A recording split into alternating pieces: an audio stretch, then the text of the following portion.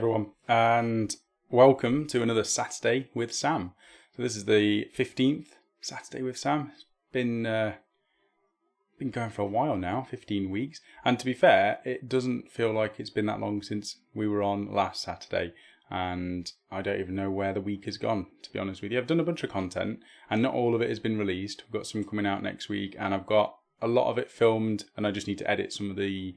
we're looking at some books. I've got a load of stuff from Osprey Games, so there's some cool little games in there, and the books will be given away on the premium subscription side of things later on as well, because we're almost at 10,000 subscribers, so we're not that far away now. And I know that Phil's got plans to do some giveaways, and we just need to hit that 10k, and then we start working those out, although they probably are being worked out now by Phil, I'm not sure. So we'll go through today, we'll go through who's in the chat. So if you're in the chat right now, obviously say hello, and if you're new to the channel, feel free to put a little comment in there as well. Any questions, obviously ask throughout the show. You can put the @WargamerOnline so it pops out a little bit easier, and then I can answer any sort of questions if there are any.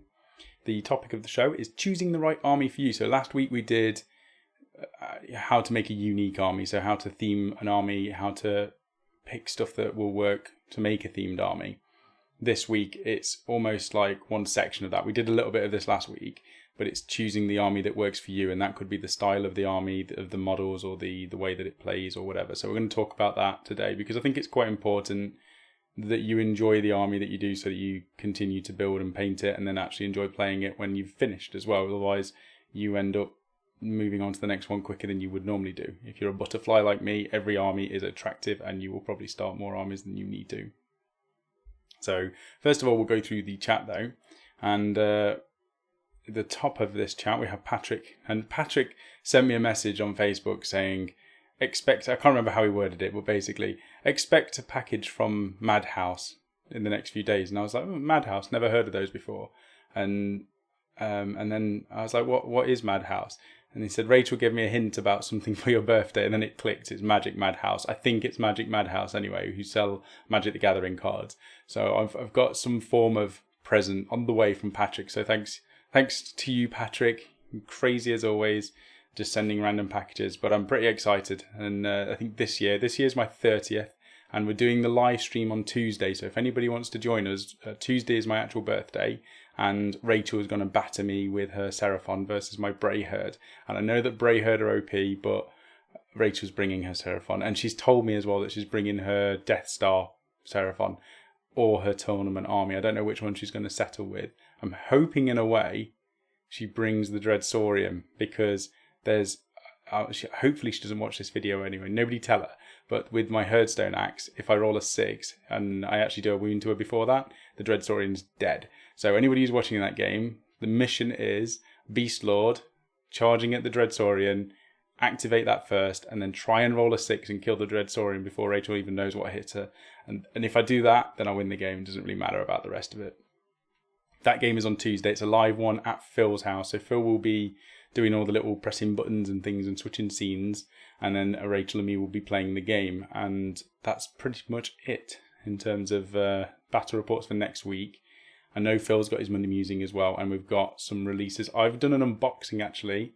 So last stream, Jack donated £100, which was ridiculous again, and Mythos donated £10 as well, which was much appreciated. But Jack basically said, buy yourself something pretty, so I went and bought the Ideneth Deepkin boat, the Gloom shipwreck of wrecks, and it was amazing. It's such a big kit, it's huge. So I've done an unboxing review or an unboxing video, and I know a lot of people have already seen it, but it was awesome. So I've done that video. It'll be out, I think that one's out Thursday. And then there's something else. Oh, a premium tutorial. So one of the premium tutorials, so anybody who does have a subscription on the website, you will already have the access to view the video. But Marty Milligan basically sent me a model to paint up, which was Abaddon for his army. So I painted that up. It was on the premium section of the website, and that's being released on YouTube as well. So it's a full tutorial. I think it's 20 or 30 minutes long, showing you how to paint the Black Legion colour schemes. So that's next week. Anyway, I said we'll go through the chat. So Ralph Hummel and Patrick were at the top. We have Marty Milligan and Big Rich. Welcome to all of you so far. What is Sam doing tonight? There we go. I think I've covered that. Yeah, choosing an army, or in some cases choosing another army. This may make some of you go and get new armies. Hopefully it doesn't. Hopefully you finish the ones that you've done. Or sell them if you don't think they are actually right for you, and then move on to another army that is right for you. Tom Wilson, welcome Tom. Hope you're doing well. What's everyone doing alongside the stream tonight? And Jack is here as well. Welcome Jack. So me and Jack were... Oh, he's already said. Rower's here as well. Yeah, me and Jack were playing Elder Scrolls Online. So I've tried to split my weeks up a little bit better so I can do WGO channel stuff and actually do things in the evenings and on the days off sort of thing. And in my time off of doing channel stuff, because if I do it all the time, I get burnt out. And in my time off, I play Magic the Gathering with some of the guys. And that's quite a big addiction. It's really nice to play Magic the Gathering. We have about 4 or 5 people round at a time. And we just get a takeaway, and once a week we just play Magic for sometimes like 6 hours, 7 hours, and it's ridiculous. Liam is famously rubbish at the game. You can tell him 1,000 times how things work, and just to read the card, and you can see his eyes glazing over as he's trying to read the card. But he's learning. He's definitely got a little bit better, and a lot better actually from when he first started. And Magic Mike's been round as well. He's started playing Magic the Gathering, and he's intending to come around and do some more hobby stuff as well. So on top of that, I've been trying out some games. So we've been playing Smite.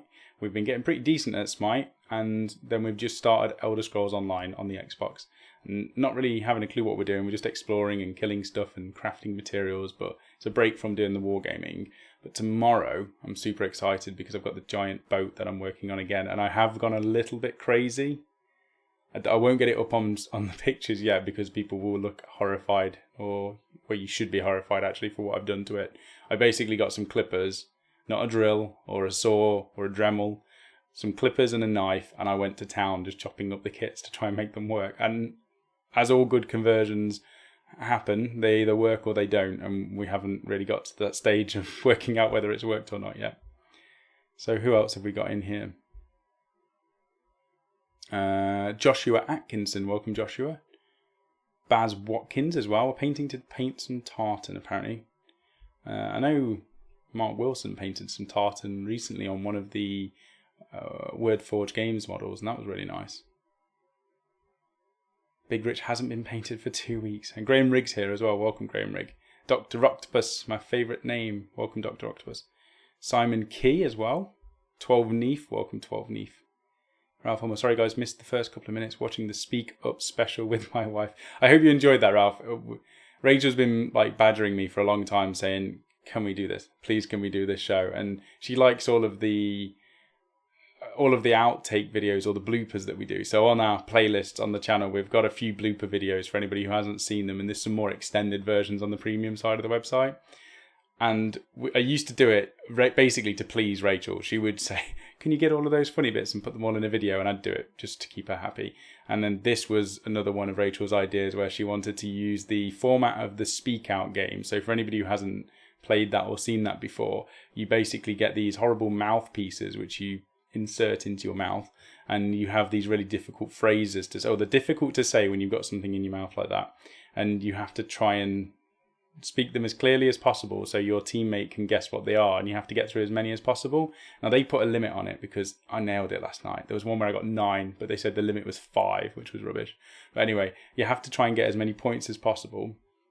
And Rachel wanted to do that, but with a Warhammer spin. So she came up with quite a lot of really good, and Phil did as well actually, came up with some really good phrases from Warhammer that we would have to say to each other.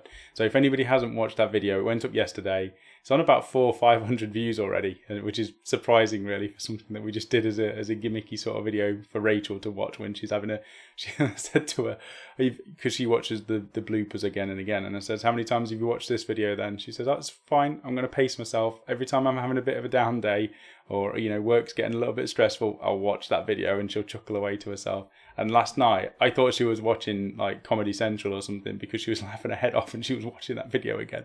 She loves it. Amit is here. Welcome, Amit. Hi, Samuel. Hi, Amit. Big Rich wants something. Frank Storm. Welcome, Frank. Joshua Atkins. And I bought a pile of random bits and pieces over the year.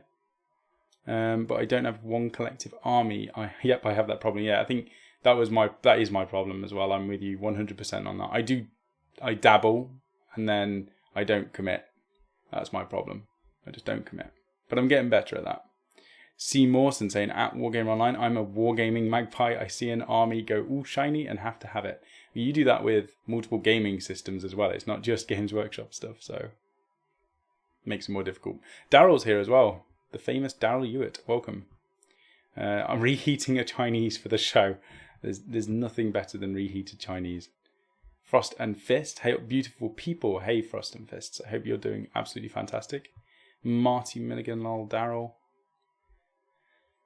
Scott Bile. Hello, Sam. In case I miss you next week, happy birthday. Thank you, Scott. Thank you very much. I don't normally do birthdays, but Rachel's told me to actually do something this year because it's my 30th, and I should do something because there's been like 10 years of basically staying in and watching a film and having a takeaway. That's what I normally do every year for my birthday, and I'm quite happy with that. But this year, what are we doing? Obviously, we're doing the battle report on the day, but next weekend I'm going out with Rachel's parents as well. We're just going to go for a nice meal. I think probably an Italian. And then the week after that, I think it might be my brother's friend's stag do, but I've kind of gone along and I'm taking Matt Pink and Mark Wilson with me, and we're going to go play Airsoft for the first time. So that's kind of something extra this year. Big Rich, what time? What is that in relation to? Not sure. Tom's looking forward to Tuesday. I'm not looking forward to the battering, but I'm looking forward to the day. Partly because I'm getting something from Patrick and I'm really excited to see what it is. Daryl, every army is right for me. That's the problem, yeah. You can basically turn any army into being correct and perfect. Marty Milligan, hashtag gathering Magic Mike, yes. Magic Mike the Gathering. Yeah, it does work actually.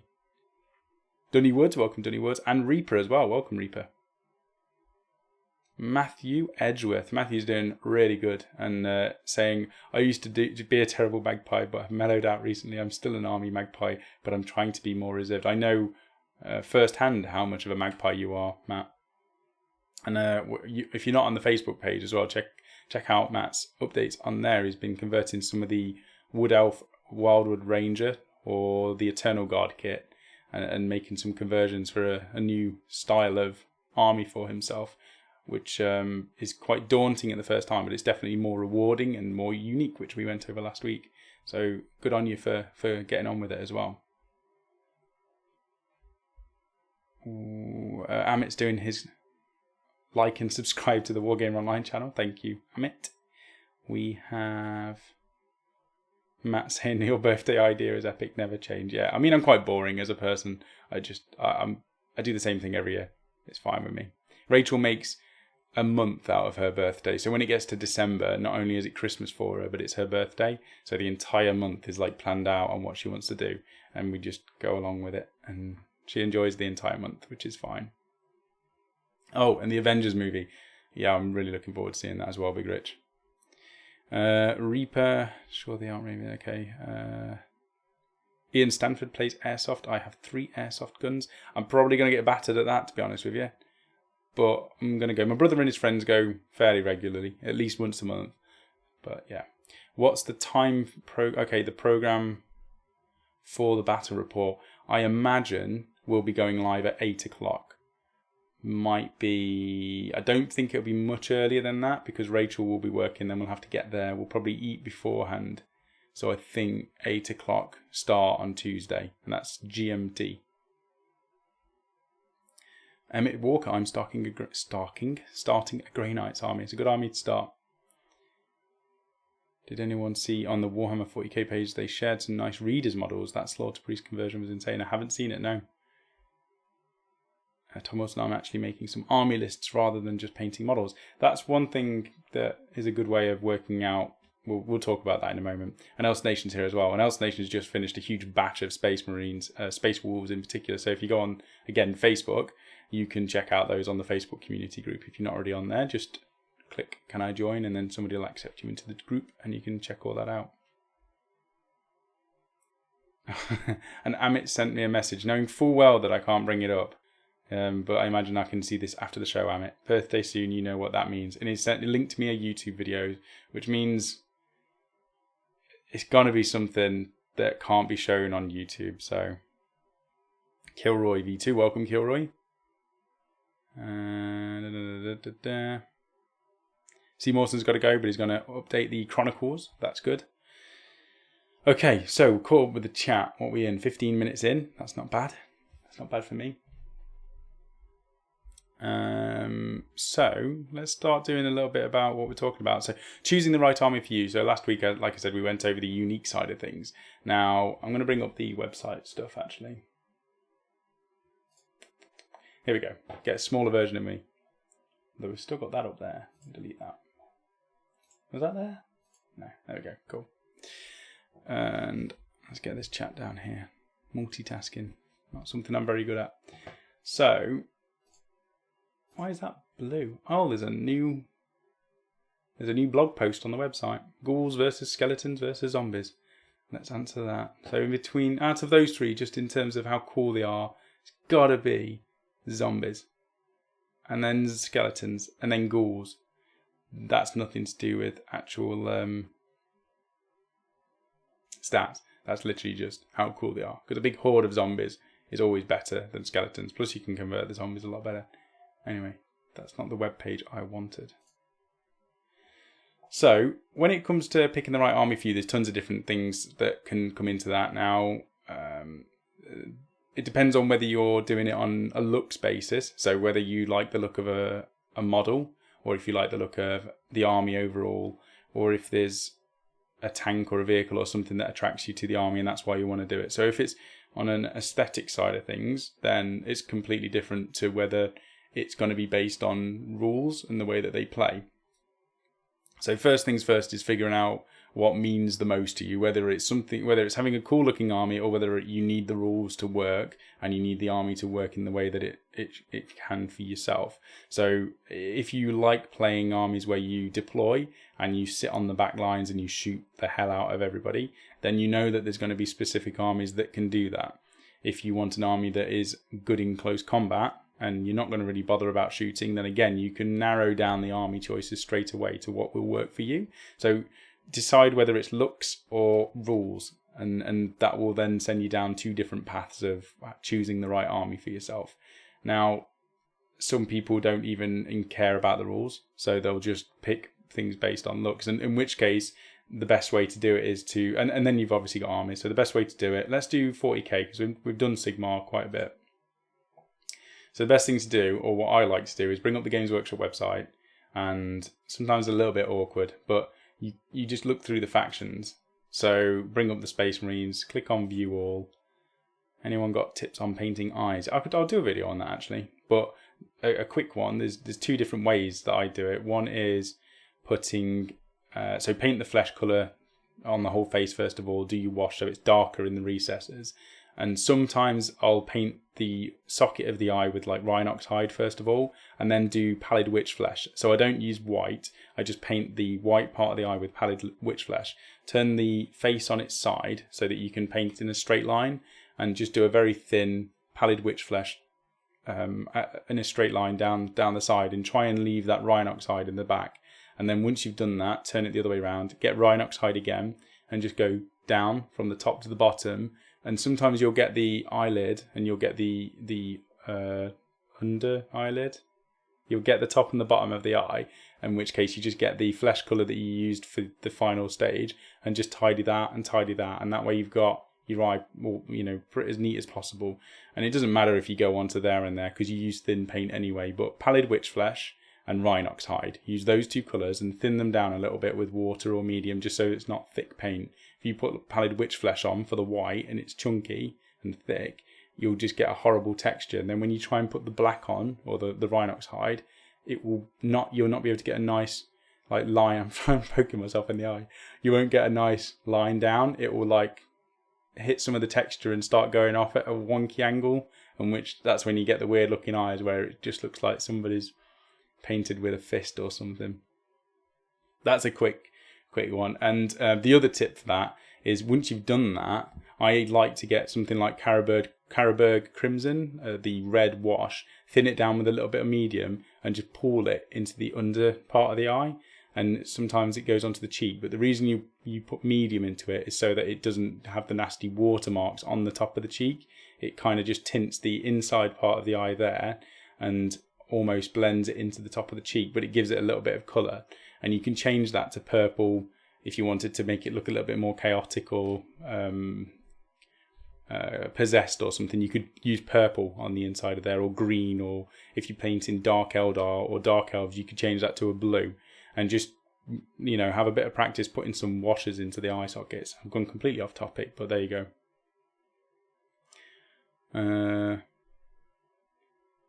My wife's sister lost my camera, so I can't do Chronicles. Have you got a phone? Because phones have got really good cameras now. You can take pretty decent photos on them. Sounds like Rachel's just got back with the dog. Rules are transient. Go with fluff and looks, and then you will always like your figures. Good point. I didn't even say fluff. So fluff. I mean, let's have a look. Let's first of all go through looks. So, like I say, go on the website, view all, and then you can just change this to high to low, and then you generally get the big stuff down to the little stuff. Sometimes these big packages you get out of the way. So you look through and you think, does that tank look good? Do I like the look of the tank? What about the infantry? What about the characters? So for me, straight away, Rabuti Gilliman. And on the thumbnail for this video, one of my favourite models of all time. Where is he? Have I gone past him? I mean, don't tell me he's not part of Ultramarines anymore. Come on. He's not that cheap.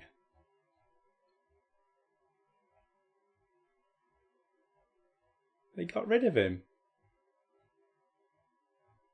I'm never going to do Ultramarines in my life. That's not the Marnius Calgar I'm talking about. Right. I'm going to have to type this in now. Marni... Oh. I can't even see my keyboard. There we go. Right, so one of the models that I absolutely love is Marnius Calgar in this ultimate punch in the face form. So for me, just looking through the armies, I would pick that model out and think I would do an army based on looks, because that Marnius Calgar model looks awesome. And then I would just think, what else do I like the look of in terms of models? And nothing's really jumping out at me apart from Rabute and Marnius Calgar. You know, the intercessors are really nice. The Reavers are nice.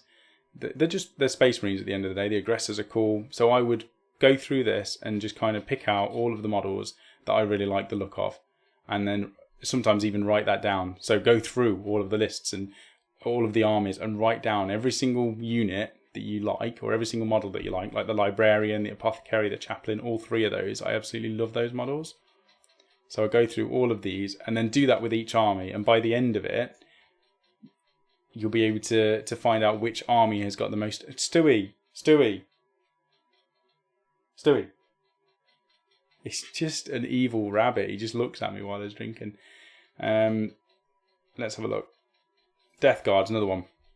So by the time you've done this with every single army, you're going to have a list of units which you like. And then you'll go, okay, there's 10 models in that entire army that I like. There's 15 models in this army that I like. There's only 2 models in this army. And that can narrow down the choices as well. So if it's an aesthetic thing. And then the other flip side of that is how many of them have you got to paint. So if you get to painting, if you switch to Death Guard. Now, Death Guard's an army which I think is amazing. So straight away, Mortarion, awesome. These crawlers, plague crawlers or whatever they're called, they're amazing. Not so keen on the Land Raiders. Maybe I've just seen too many of them. But the Death Shroud, the Blight Lord Terminators, not too bothered about the bloat drones. Love Typhus, but not too keen on the pose. I know I've seen loads of people convert that. The Plague Marines, again, they're brilliant. All of these have got so much potential. Spawns, bleh, change them. Nurgle Demon Prince, amazing. So I'd go through all of this. All these characters are cool. But say I like the Poxwalkers, and I really like the models, but then when it gets to doing the army list, I need to paint 60 of them. I might think, that's a negative. So all of these pros for picking the army, so all of these really nice models, you weigh up the pros and you weigh up the cons. So the pros for doing Nurgle is pretty much everything in their army choices are amazing. Can't really go wrong. The negative of that is if I get to the rules side of things and it turns out that to make a decent list I'm going to need to do blocks of 30 Poxwalkers, that's a con. So I'll write that down as well. So before I even get to buying anything on the website, I'm writing down all of the units that I like, and then the when it gets to the list side of things, or if there's any before that, you write down all of the cons or the barriers that might be in the way, because another one might be price. It might be that you love all of Nurgle, but the price is too much. There's no starter sets. You know, one of the bonuses, one of the pros of some of these Space Marine armies is just that the prices are so good. So if we click on this, look. There we go, 50 quid. Any of these that have got a £50 start collecting set, that's a huge bonus, a huge pro to picking an army, because you're getting value in there straight away. But then you might go, well, I like the Repulsor, but that's 50 quid. If I want 3 of them, that's going to be 150 quid before I've even got any of these infantry on here. So go through the pros and the cons, and then decide, like I did very briefly on a live show the other day, go through all of these armies and literally pick which ones you like the look of, first of all. That's if you're doing it the aesthetic way. The next way of doing it is literally doing it based on the style of gameplay. So let's say I'm going to be doing a close combat army. I want to do a close combat army next. So I'm going to go through all of these and decide which ones would be really good in close combat. Obviously, I'm not going to know them all inside out, but just briefly, we know that Grey Knights are pretty good in close combat, so we'll do Grey Knights, that's one army. We know that Space Wolves are brilliant in close combat. We know Blood Angels are good in close combat. Why does it have to go all the way to the top? Why can't it let me click it and then just stay where it is? Why stop doing it? Orcs. I'm not even going to click them all. Let's just quickly go through. Demons. And Tyranids. Let's just chuck those in. So straight away, if I know that I want to do a close quarter army, I've got 6 that I can choose from there. The next thing would be, okay, rules wise, how do I want them to play? Do I want vehicles? Do I want big monsters? Do I want a heavy infantry based army? In which case I'll narrow it down even more. Let's say I don't really want that many vehicles. So if I do Blood Angels, I could do some jump packs. Not really bothered about painting jump packs, take them out.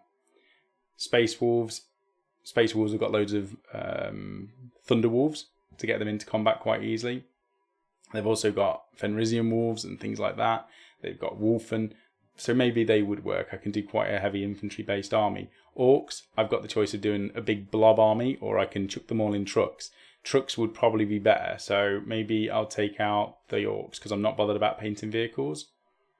Grey Knights, I don't think there's that much choice available for them. It's either Terminators or Marines or a Dread Knight. There's not a huge amount of choice for the units. So I'm going to take Grey Knights out. And there we go. I'm down to 3 armies. And then it's basically which one do I want that will fit the aesthetics that I'm after. So I'm thinking Starship Troopers. I love Starship Troopers. So we'll take out those 2. Narrowed it down to Tyranids. And then when it comes to actually building this list, you can do the big monster style army with the Carnifex broods and having loads of those, the Haruspecs, the Toxicrene, the Exocrine, all of these big monster Tyranids. Or I could do a swarm and literally just have Tyranids and Termagants and Hormagaunts, and mix all of those up with some of these warriors just mixed in as well, and just flood the board with bodies. So go through the style of the army that you want to do first of all, and then narrow it down to all the armies that can do that. And then once you've done that, pick one that's going to fit it best. Now, let's just quickly go through the chat before I go any further, because it's starting to go again. But like Emmett said, we'll look at fluff in a moment as well, because fluff plays such a huge part in the picking of an army, and starting armies especially. So we'll definitely talk about that. Frost and Fist aesthetics narrowed it down to Wolves and Tau. The glory of close combat decided the mighty Space Wolves for me. And plus you like Wolves anyway, Mythos, so that's kind of swayed it over quite easily for you there, I imagine. Reaper saying, I do Blood Ravens, but I'm not Chaos. Yeah, that's fair enough. You went past twice. He is in the command squad. Wow. Did I mess up that badly? Stewie. So now Stewie's decided that he wants to move his bowl around. There he is, look. He is there. I knew he wasn't really cheap. Marty, I still have that Calgar box to do sometime. It's an awesome box, but the thing is, the only model that's really any good in that box is Marty's Calgar. I'm not really bothered about the Honor Guard at all, but just the look of that model is really cool. It's an awesome model. Big Rich, hey, do I have to clean Finecast in warm, soapy water? Right, warm, just not boiling. If you put it in boiling water, it'll just melt and bend, and it'll be horrible. But yeah, warm water. To be fair, I've had no problems in the past with certain Finecast ones. There doesn't seem to be as much cleaning agent on them, residue, whatever it is, the stuff that's on the molds, release agent, as there is with the Forge World stuff. So they're generally not as bad, but I would still, for the sake of it being cleaned in a minute, just do that extra step. It's not a huge job, so I would recommend it. Tom Wilson, what glue do people use when magnetizing weapons? Super glue, because it's a magnet onto plastic or resin or metal. The only way you can glue it on is with super glue. If you use anything else, it will just, as soon as you put the magnet next to it, it'll rip it out of the socket of whatever you put it into. So definitely super glue. And what I use is activator, or splash some water on it and it'll just give it a little bit, or what's the other one, baking soda, is it bicarbonate? Sprinkle some of that and it will basically give it a little bit more of rigidity, so it will be a lot stronger than if you just use super glue. What else do we have? Frank Storm. Yes, just about everything in Death Guard are cool. And that's what I mean. You can go through this. I did it the other week. I can't even remember what I picked. I think I narrowed my next 40k army down to 3 choices.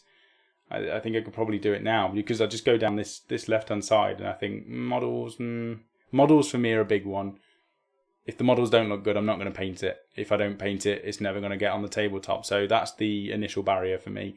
So once the models are cool, the fluff in the background has to be good as well. And then it's down to the list. So the list building is the next part of the army. So I can spend hours, especially with Age of Sigmar at the moment, because it's so easy with the Azir app to make an army list with that app. As soon as 40k gets the app, I'm going to be much more interested in building armies for 40k. At the minute, you have to buy every single codex or index or whatever to do your lists. And it's not as easy and efficient as using the app for the Age of Sigmar stuff, where I can just build a list and then do another list next to it and then compare the 2 of them, or 3 or 4 or 8 or however many I did on one night, just to decide which list I wanted to do the most. Once you've narrowed it down to an army and you've done a few little test lists here and there, you can then do multiple lists and do some things back and forth and see which ones work better. But I know Thousand Suns was definitely one I could see myself doing. I would definitely do Death Guard if Jack hadn't claimed them, because the models, like you say, are just amazing. I can't even remember what I narrowed it down to. Drakari, definitely. Dark Eldar are amazing. Love them. Maybe it was those 3. Not Orcs, not Harlequins, not Chaos. Maybe Tyranids. Yeah, okay, we'll say 4 I've narrowed it down to. Those 4 I could see myself doing. And maybe some of these chapters. But yeah, that's it.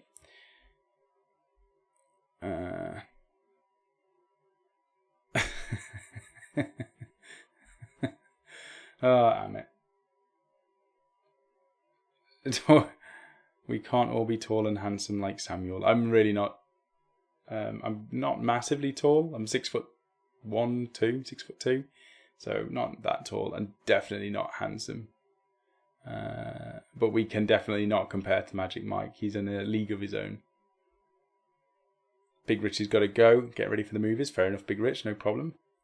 Black Magic 101. Are Space Marines a melee or a shooty army? They're kind of jack of all trades, master of none, except they are, because GW love Space Marines, and they should. It's like their main army. So Space Marines are... I hate this website layout. I don't know why, when you uncheck this, it decides to just kick you back up to the top.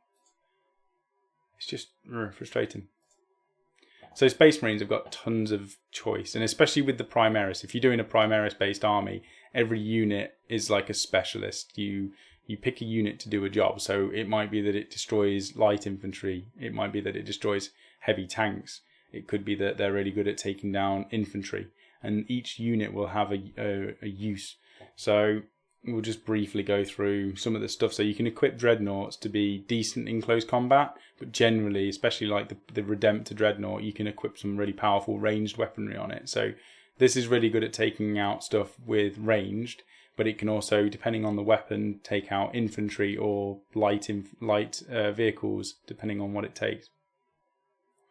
With regards to Terminators, they'll hold their own. They'll be able to kill squads of stuff. They won't be able to take down the big horde units. So they will go in. They'll try and take out character units or other elite units, and also units like Space Marines and things like that. But they won't be very good against horde units. They've got these power fists or chain fists, so they can really destroy vehicles. If they get into close combat with a vehicle, they'll just destroy them. So in close combat, that will wreck stuff. But if you've got, say, 5 to 10 attacks with these big power fists against a horde unit, you can still only kill 5 to 10 of those horde models, because of the way the rules work in 40k. They don't carry over. So even if your power fist even if it did 6 damage, you're punching a cultist in the face who's only got 1 wound, you can only kill 1 cultist with 1 attack. The other 5 wounds don't carry over to the unit like it does in Age of Sigmar. So you really do have to pick your weapons and your units to destroy what they're intended to destroy, to get the maximum use out of them and to use them efficiently. Likewise, things like this Predator, las cannon, well, twin link las cannon, and then 2 side sponson las cannons. If you waste that on a horde unit, the maximum you're going to kill is like, I don't know, I think they have two attacks each. So you'll probably kill 6 or something. Maximum 6 to 8 models. Now, if you shoot that at a tank, you'll probably destroy the tank. Or a character, you'll probably, break him into pieces. So Predators are really good for taking out big stuff. Likewise, Rabuti Gilliman, he shreds through things like Custodes. He is best against elite units. Because his sword, that does 3 damage flat, I think. I think it was 3 or 6. He's really good at wiping out elite stuff anyway. But Reavers, decent in close combat, but compared to some armies which are dedicated to being in close combat, these Space Marines will never be as optimal as picking a pure close combat army. Like the Orcs. The Orcs are really powerful. You just got the numbers game with those. You can flood the board. All of the things like these elite units that can kill stuff really easily. You've just got too many bodies. They can't actually mow through them all. And while they're trying, your Orcs are capturing objectives, bogging down units, and they'll just be chipping stuff down as well. Even if you're hitting and wounding on 5s and 6s, you'll eventually chew through something. So Orcs and big... And that's why what are they called? The Death Guard are so good, like the Poxwalkers. They get their save after save. They're so resilient. They're so difficult to actually remove from the table that Death Guard are just extremely powerful to take. That was a bit of a long-winded answer. Sorry about that. Black Templars, yeah, another example of a really good close combat one. You've also got White Scars. They can, I think they can retreat and still charge. So that's pretty decent. How tall is everyone? Oh God, that started something. I think I'm the tallest out of everyone in Wargame Online, but I wouldn't say I'm like tall. There's a guy, Corhill. I always pronounce his name as Corhill because that's the high elf character, and he said he's Irish, and that's the closest I could get to pronouncing his name. But he's a giant. He was like, or he is, something like 6 foot. I don't know, 6'8" or something, 6'6". He's massive. He's so tall. Scott Bile, I always do what I find appealing, even if it's not an army. The army I'm doing is Necromunda as Orcs. Yeah, and that's going to be really cool. It's your Mad Max themed Orlok army. I think that's going to be really cool, Scott. One of those unique armies that really will stand out on the tabletop. And you put the work and the effort in, and you're going to be rewarded by something that looks fantastic at the end of it. Big Rich. Hey, I am a 6'3", 52-year-old man. That's probably why he called Big Rich then. It's in the name.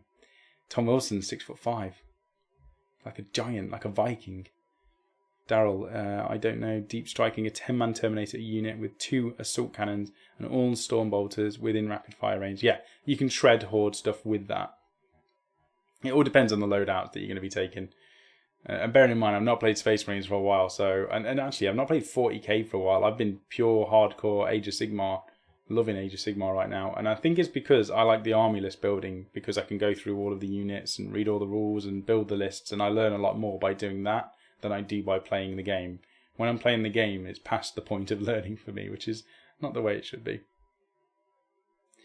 Jesus, Scott Biles' son is 6'7", another giant. Ralph, can you please go on for another 2 hours, please? That way I'll finish my base coating on my rets. No, my throat, I can't seem to... Ever since I had that cold, I talk for an hour, and I'm starting to cough constantly. I don't know what's going on with my throat. Kiblams is here. Welcome, Kiblams. Ian, after finishing my Beastclaw Raiders, my next AOS is Maggotkin or Daughters of Cain. Both really powerful. I think Daughters of Cain, personally...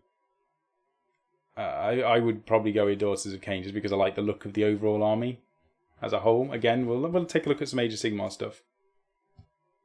So the one thing with me, with Maggotkin, it's not even alphabetical order. Now, certain models for these look awesome. So like the Great Unclean one of my favourite looking models. I think that beats the Forge Lord model hands down. And that Forge Lord model was one of my favourite ones that they did.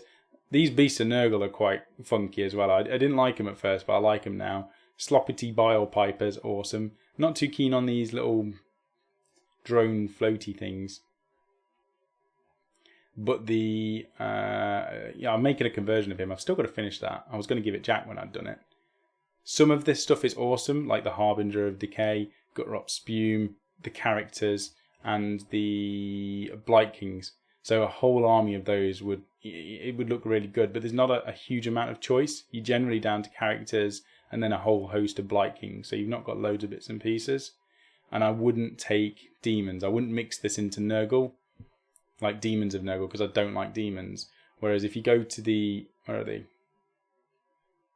Why can't I not see them? What is wrong with my eyes tonight? Oh yeah, they're not chaos, are they? Even though they are chaosy, they're... Huh? What's going on there? Games Workshop's decided that only Stormcast Eternals... There we go. Only Stormcast Eternals are order. So these look amazing. Marath is a brilliant model. I've always loved the Witch Elves and the Sisters of Slaughter models, even though you just change their hair and the weapon setup. The Doomfire Warlocks I really like. The Cauldron or the Bloodrack Shrines are brilliant. And then they brought out these newer models. So you've got the Kinnerai Heartrenders and you've got the Snake Women, the Medusae, I think they're called. Melusai. Blood Sisters and Bloodstalkers. Overall, I think that army looks better for me, and I would go for that, personally. But it's down to personal preference. Rules-wise, I know that Maggotkin are really survivable again. They've got some really nice rules, but I like the speed and the combat and the amount of attacks you can get with the Daughters of Cain. So I like the fact that it's more of an offensive army rather than a defensive army and just kill everything with mortal wounds over time. So the way that I would play, the Daughters of Cain would suit me more. If you're more sit on objectives and then kill everything over time, then Maggotkin's perfect.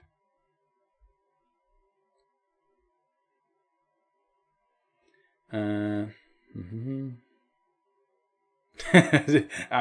I am 6'4". You are definitely not 6'4". Derpimus, 6'2", and probably about the same around the middle. I should stay away from biscuits. Biscuits are the bane of me as well. I just don't buy them.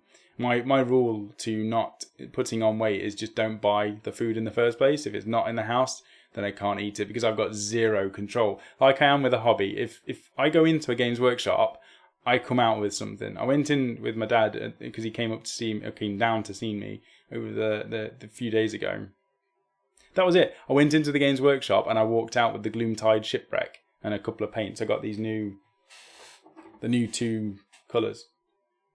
Can't really see me very well on there, but there's 2 new paints, the skin tones that came out. So I picked up both of those. I just can't help it. And that's why I don't go into shops. That's why I don't buy nice food, because I just eat it.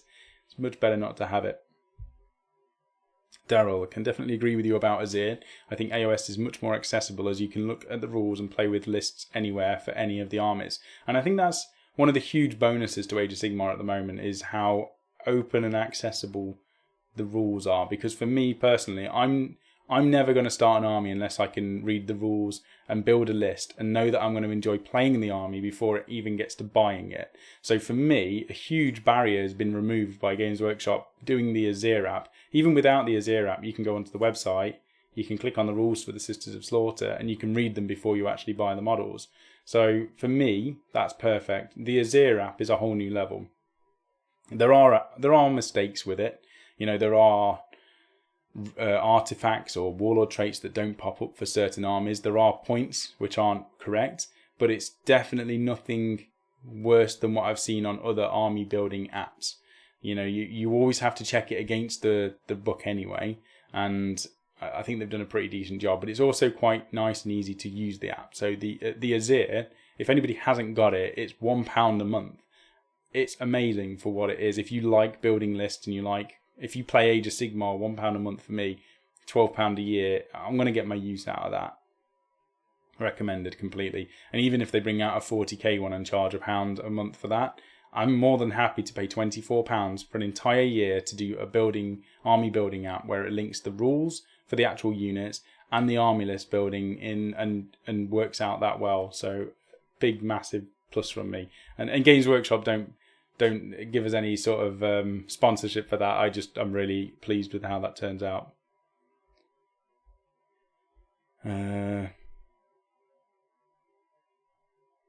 Imagine Space Marines combined. Oh yeah, Amit's talking about the Black Templars. Yeah, Black Templars are amazing. They he's already put, they hate Psychers. That one of the reasons I didn't do Black Templars was because I loved the new Space Marine Primaris Librarian model, and if I did Black Templars, I couldn't use that model. I even came up with, I think I'm talking about it on stream to you guys, saying that I could do the Librarian as like a captain for the Black Templars, but not in the sense that he was actively using psychic powers, so that he knew he was a psyker deep down, but he didn't want to admit it. It's almost like he was using his powers to help him in combat, but hiding it from himself and all of his Space Marine brethren, sort of thing. And that's the way I was going to do it. Like, you just imagine him wading into combat and just every now and again just using a little bit of his psychic powers just to help him along, but not revealing that he's a psyker, because their entire thing is that they purge psykers and they hate them, sort of thing. Black Magic. I'm new to 40k. I literally started like a month ago. Well, you started at the right sort of time. It's a lot more accessible than it ever was. The armies are a lot more affordable as well, and there's so much choice, and the models are amazing, and the painting guides and all of that goes with it are brilliant, and there's enough wealth of videos on the internet for you to help you learn the background, the rules, and the painting style, that you literally just need time. That's all you need more than anything is time. Reaper say make your own chapter of Space Marines, so then you can tailor them to your own taste with no restrictions, and that's a really good thing to mention, actually. You know, if you go on to Space Marines on here, you know, I've seen so many people in the past just pick one of these. And this goes, if you've not watched the video from last week, Black Magic, it's a little bit up from just picking an army using the rules and playing the game. But you make a unique army. So if you decide you really like the rules for Dark Angels, but you don't like the models for them, you can then do something to make it more unique and make it work for you. But with Space Marines in general, you can paint them however you want. You could use bits from Space Wolves and put them onto the Reavers and have Space Wolf Reavers and just run them as Reavers. You know, you can get around the rule side of things and make them look as cool as you want. Or you could do your own custom chapter. You could use I'm going to go back to Space Wolves. You can use Space Wolf pelts, cover them over these Reavers, give them all the Space Wolf frost blades and frost axes and all of that sort of stuff. and you could paint them up as pure white, and you could make your own chapter, and you come up with your own background and your own characters, and you can do that with the Space Marines. You can do that with any of it, and that's the thing. It's all about coming up with your ideas and making your own army out of it. Big Rich, I am getting a Blood Angel army now for my oldest. Got him a command pack.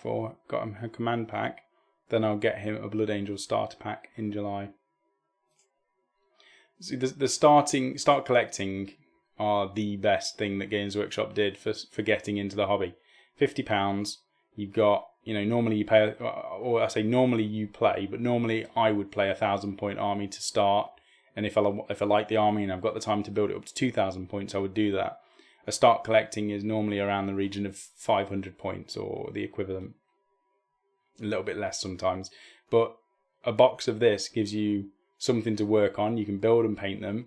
Then you can start playing some games with them. And if you like them, you can buy another £50 starter set of even the same box. If you bought 2 of these, it will give you 2 battle line or whatever they're called, 2 troops.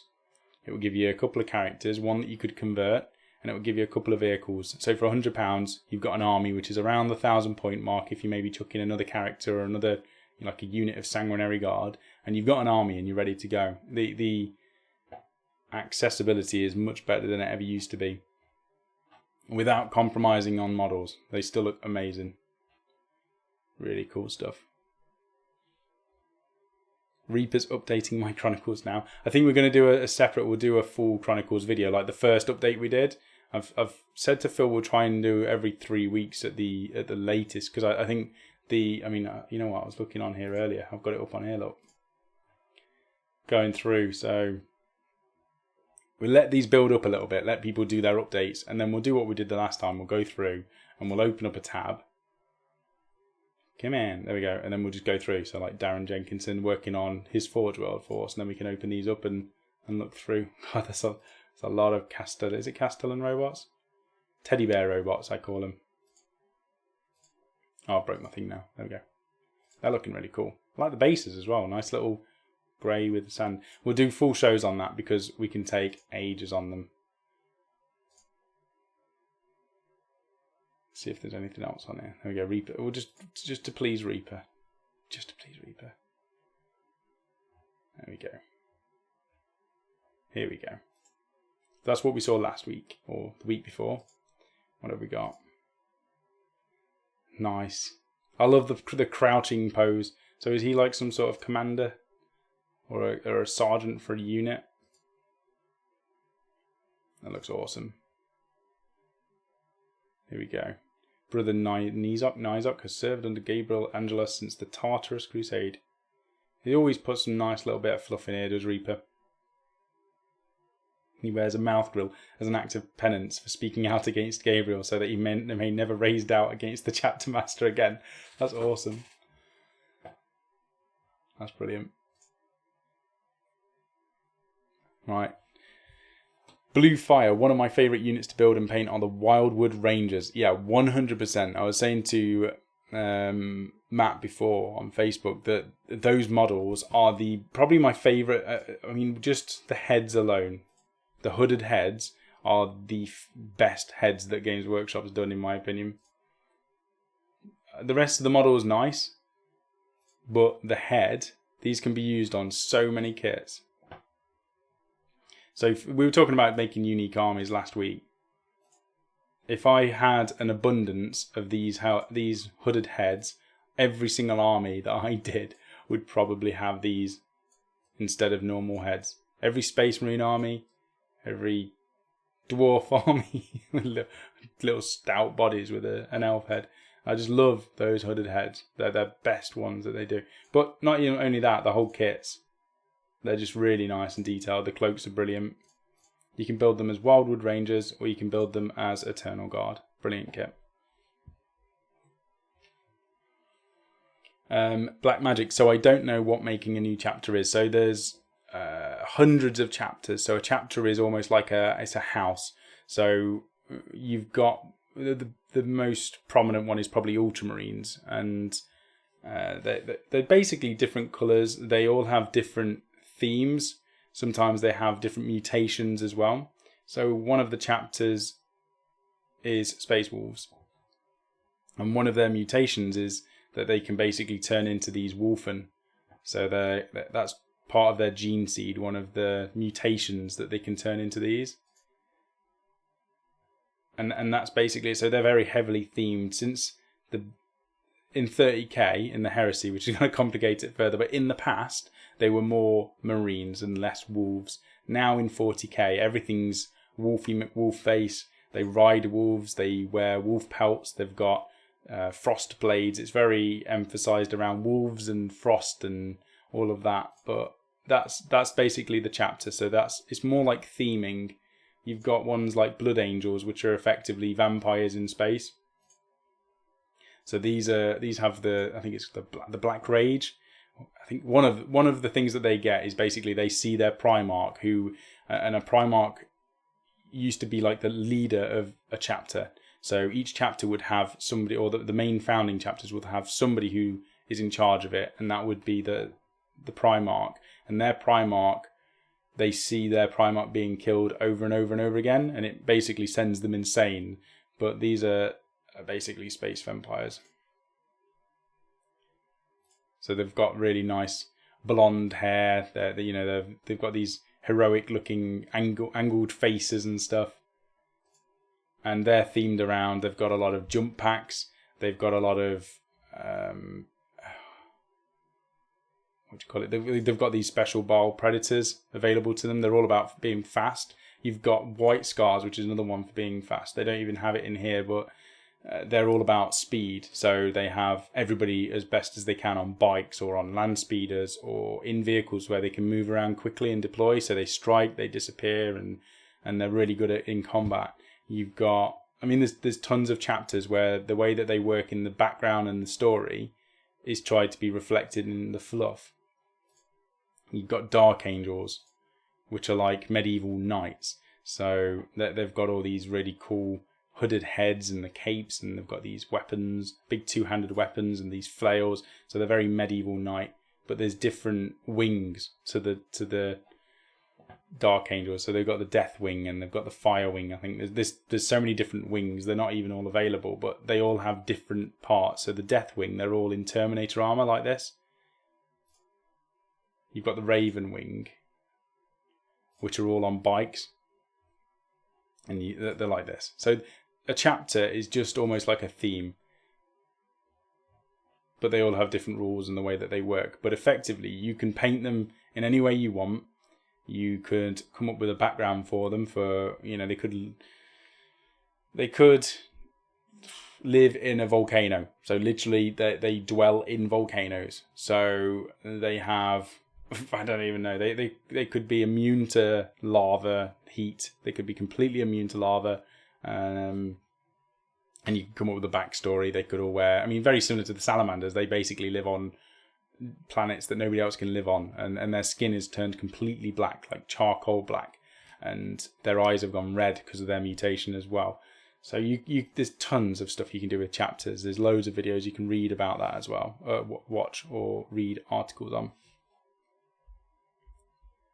Right, let's keep going down here. Jim Wilson, hey guys, sorry I'm late. Hopefully I haven't missed too much, and I don't know why we are all saying our height, but I'm 6'5". Reaper's explaining it again. Matthew Edgeworth, importantly, Azir doesn't include the fine details you need to get the most out of your army, particularly the army-wide allegiance abilities. Yeah, that's true. So you still need the books, but you can get the general list building and working all of that stuff out, and then you still need the books to work out the overall bonuses that make it work. So like for Kharadron Overlords, each of the fleets have got special rules, and it doesn't include those in there. You still need the book to be able to do that, but you can build a list and you can get the rules for all of the units minus those little bits for the beginning, so you get at least an idea of how it works. Ralph, I am the looks dude for my army. Yeah, could not bother less with the rules, but then again I'm a beer and pretzel player, so I guess it depends what you aim for too exactly. Amit. Okay, I'm 6'5". Stop embarrassing me, Sam. I'll stop now. I'll stop. Black Magic. Okay, I'll be right back. I'm going to look at the thing Acharya sent. Yeah, so that's the Wargaming Online forum. on our website, wargameronline.com. Oh, I wanted to say thanks again, actually. We've had a bunch of people sign up for premium. So in the past, we've done surveys and asked people why they signed up for premium. You know, what made you go there? Was it because you got extra battle reports? Was it the extra long tutorials for painting?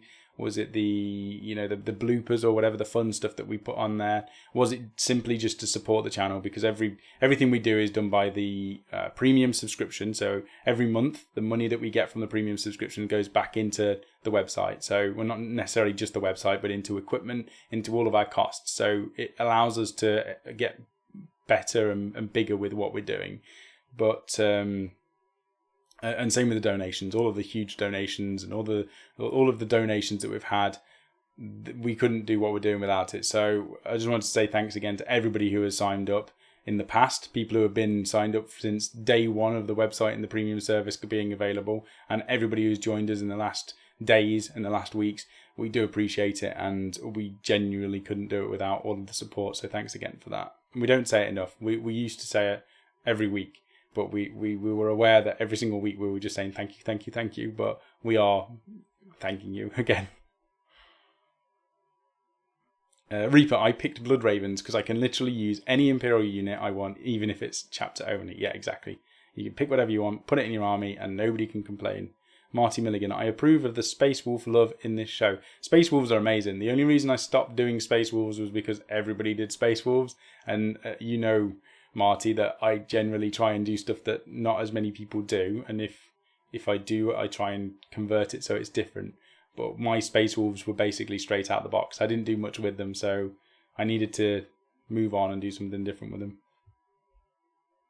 Question to all you Space Wolf fans, to Primaris or not Primaris? I think story-wise anyway, you can get around any of it.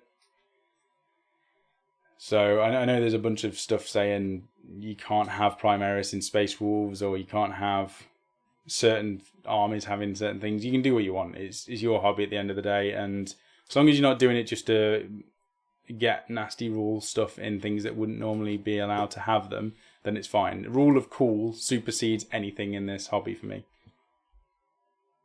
Joseph saying, hello, haven't started playing yet, started by purchasing a Start Collecting Tau. Why is it skipped on me? Yeah, Start Collecting Tau is a brilliant one. Tau are really good. It just gets difficult when it comes to painting them, because if you want to do the edge highlighting, Tau is probably one of the most difficult ones. Tau and Dark Eldar, I think I did some tutorials on the website.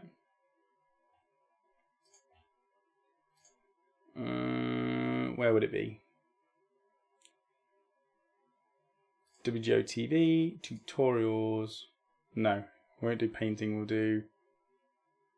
We'll do faction, Warhammer 40k, and then Tau. And it should come up with the painting tutorials if there are any.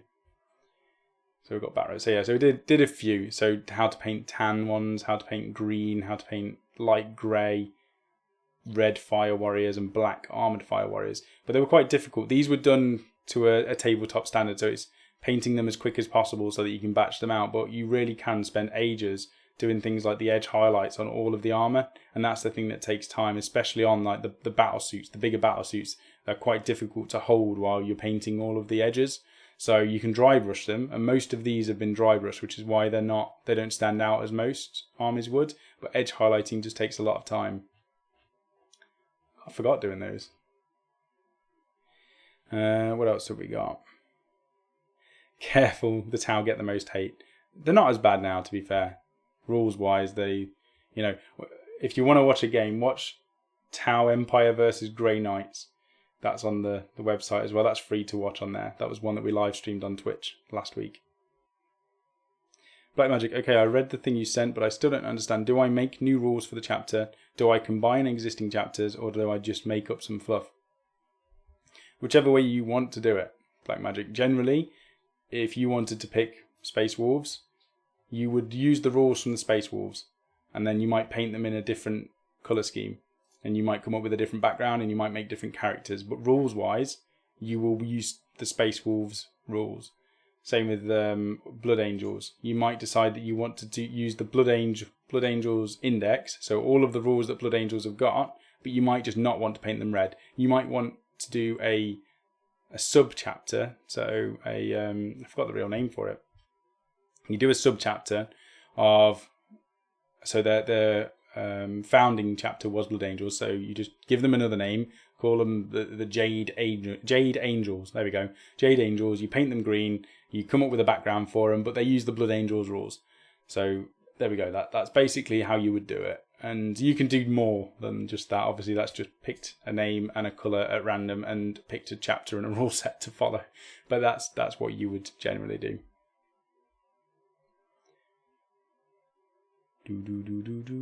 Oh, he's a veteran, Reaper says. Yeah, so there we go. There's some explanations on there about how that would work. Primarchs were leaders of a legion. Yeah, the heresy, so the Horus heresy was set like 10,000 or so years ago. So before the current law in 40k, the Warhammer 30k stuff, if you can get a hold of any of the books or the audio books and read or listen to some of those, they're really incredible. Because it tells you the structure of each legion. So that before they this is to make it even more complicated. Before they were called chapters, they were called legions, and that was before Horus basically split all of the legions apart. So half of them turned traitor, half of them stayed loyalist. And before they were called chapters, they were all called legions. After the Horus heresy, the ones that stayed loyalist were renamed as chapters. Rabute Gilliman, who was basically left at the end of the heresy, set up the codex, basically the rules that they would follow from there going forwards. And some of the chapters didn't follow exactly. So like every chapter was supposed to have maximum of like 1,000 Marines in them. You couldn't have more than 1,000, because if one commander had control of more than 1,000, then it became really dangerous. Because of the Horus heresy, it showed that if you had hundreds of thousands of Marines at your disposal and one of the leader at the top goes evil, that's too much power for one person to control. So they broke them down into 1,000 man chapters, and that was the maximum. And Space Wolves and Black Templars just decided we're not going to follow that rule exactly. So they didn't follow the codex, which is why they get a little bit of flack every now and again. But yeah, all of the chaos legions stayed as legions, and all of the loyalist ones were called chapters. And that's the little bit of an overview of why they're called chapters and what they used to be called.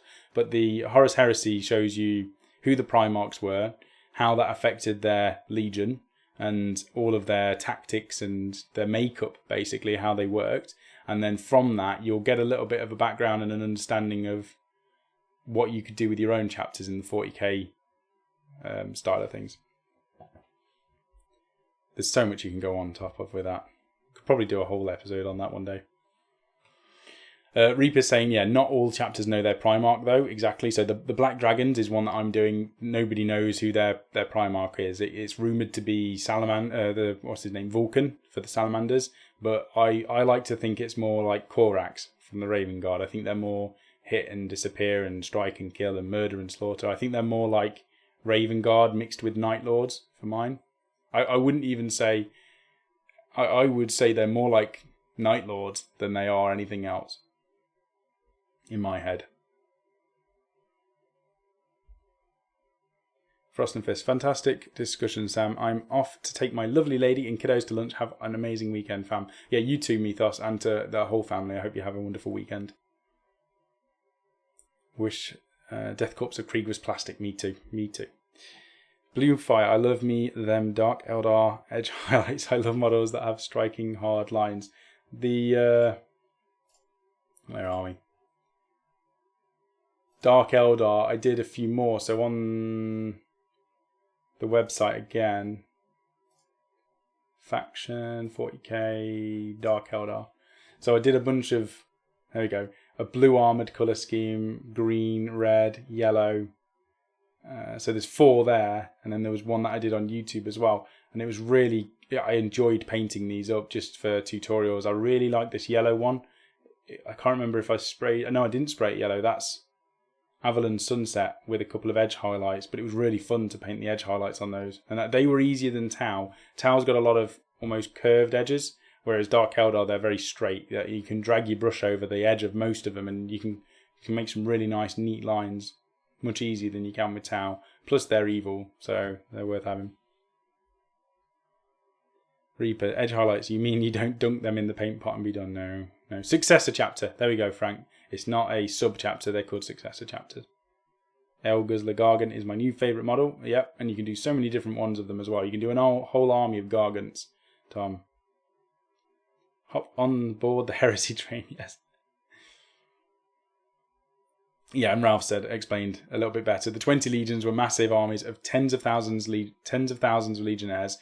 Rabute Gilliman broke them up into 1,000-man chapters, apart from Space Wolves and Black Templars. There we go. Matthew Edgeworth, really enjoy you rambling about 40k stuff whilst I'm converting. And James is obsessed with 30k, saying, yes, I'm talking 30k, we need more 30k. I think there's enough 30k, which is why I don't dabble in it, because you guys and everybody else who's in the 30k scene do it a lot better than I would ever do it. I just pick up the bits that I enjoy and talk about it every now and then. Amit, hey Sam, speaking of awesome minis, what do you think of the Forge World Legion of Asgore? They're amazing. I say that, not all of it. And this will probably, unless there's any more questions, I'm probably going to call it very soon, but let's have a look at this. Any more questions, put them in the chat and we'll go over those. So, oh, what was that? That looked like a squat. Go back, I tell you. Oh, it is a squat. Who is that? I have not seen him. Oh. How cool is he? Or she? Why has nobody shown me this model? I need that model. That can go in my Caradron Overlord army, because I'm doing my human sky fleet. Look at that. He's in I'm pointing at the screen, you can't see. He's in armour that works for Caradron Overlords perfectly. He's even got a giant steampunk canister on his back. I just need to change the pistol to a magnum or a revolver. Oh my god. Right, I need him. Who are all of these? They're all bounty hunters. Okay, they're not as good. I need to copy and paste him so I don't forget. Oh, come on, Sam. I can't copy and paste him. Amit, would you be amazing and send me a picture of that, please, so I remember it. Right, what were we doing? Legion of something or other. Right.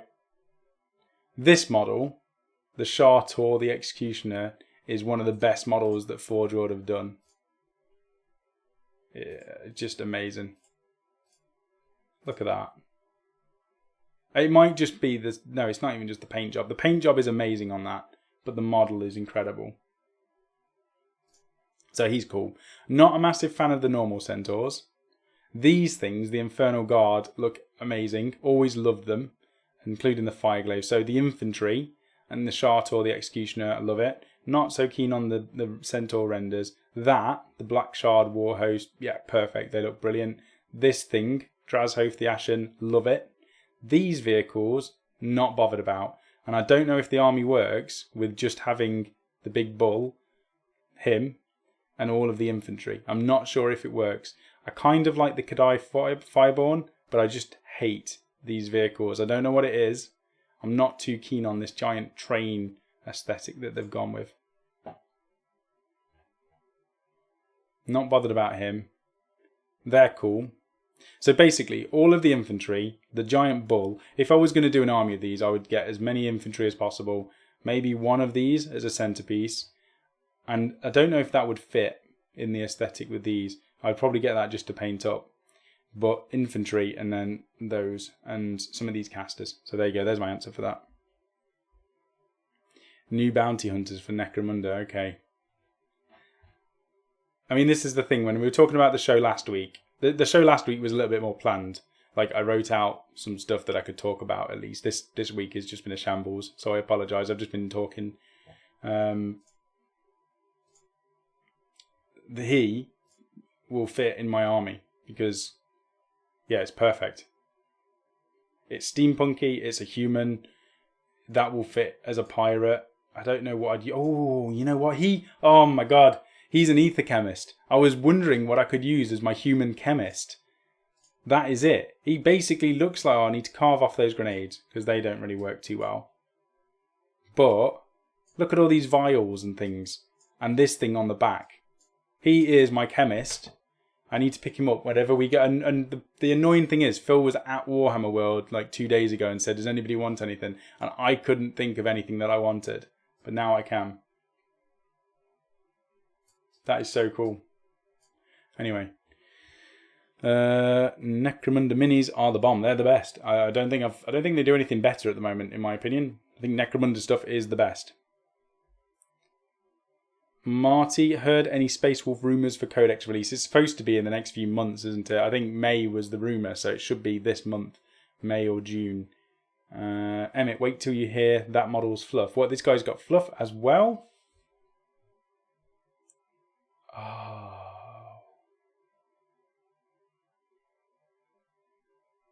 Oh. Okay. Yeah, I need to get him. He's the best. Amit will remind me. I too have been looking at those Chaos Dwarves and thinking, new army. See, the other option is, as I was saying last week, again, going back to that show, you could do a Dwarf army. So you use the Dispossessed rules and you use these models. That's the other way around it. So you use these as the Thunderers and you use these as Iron Breakers, is it? The ones with the shields. And you just do a Chaos version of the Dispossessed army instead. So that's your other way around it. I don't know what you'd use that as, but that's the other way around it. Coleman, hey everyone, what have I missed? Not loads, to be honest. We've just been talking nonsense really for an hour and 15, and we're now looking at dwarves, which is your favourite kind of model, Coleman. So I suppose we're ending the show on a high for you. Reaper, you missed some awesome Bloodraven lore. Turns out I was actually better off cleaning the bathrooms. Oh, there's a little bit of bitterness between Reaper and Coleman. And Scott is saying he's going to be my weird boy. Yeah, perfect. Perfect stuff. Okay. Right, there's no more questions. I'm getting a headache. I don't know if it's because I've not eaten or because I've not drank enough water. Drink enough water, people, or tea, or whatever it is that you drink. Stay hydrated, unlike me. I'm probably going to call it at that. So tomorrow, nothing's happening, but check out the stuff. If you haven't seen the Speak Out video that went up yesterday, watch that if you want a little bit of a laugh at us. I think my new name will probably be Skeletor Sam after that video, because I've already had people messaging me saying Skeletor Sam, and that's it. Which is an improvement from Salty Sam, I suppose, depending on which way you look at it. Keep going, please. I am on a painting roll, and fear if you stop, I will too. I've got to go. I've got to go and eat some food and drink some water because I'm hardcore, and then probably go kill some bugs and things on Elder Scrolls Online with Jack.